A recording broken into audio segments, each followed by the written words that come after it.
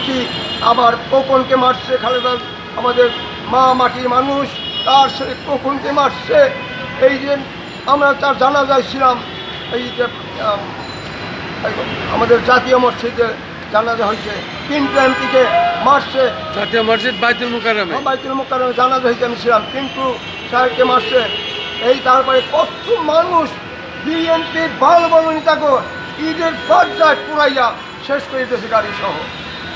আমরা মহোদয় ইউনূস সাহেব স্যার, মাননীয় মহোদয় অধ্যক্ষ ইউনূস সাহেব স্যার, আপনার কাছে জোরহাত অনুরোধ, আপনি ফেসিবাদ সরকার, শয়তান সরকার যে জুলুম করছে, মানুষের বাঙালি করছে, অন্য অত্যাচার করছে, আমরা এর বিচার চাই, এর বিচার চাই, এর বিচার চাই, বাঙালির বিচার চাই। কোন সাহসে, কোন বিবেকে আবার এই দেশ আসছে পায়তারা করবে?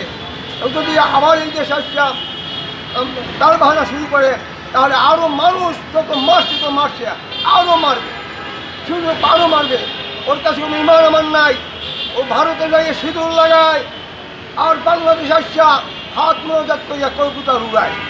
চরিত্র ভালো না, স্বভাব ভালো না, ন্যায় নীতি তার ভালো না, একদম পরিষ্কার কথা স্যার। আমার দিদিকে আমি যা দেখছি তাই আমি আপনাকে প্রকাশ করলাম। আপনাকে আমার মতো একটা গরিব মানুষকে কিছু না দিয়েও আমি যাই বাংলা বাজার মালামকে আমাদের মারধর করে হাড় ভাড়াই দেয়। মানুষের মতো মানুষ না, আমার দিদিতে মানুষত্ব নাই। এর বিচার চাই, এর বিচার চাই। তারপরে স্যার কত বলবো, বলার শেষ নাই। আওয়ামী লীগ সরকার যে অন্যায় অত্যাচার, জোর জুলুম, হত্যা, তারপর যা মারধর করছে, বলতে গেলে 7-8 দিন লাগে, এটাও ঘুরায় না। আপনার নাম পরিচয় বলুন।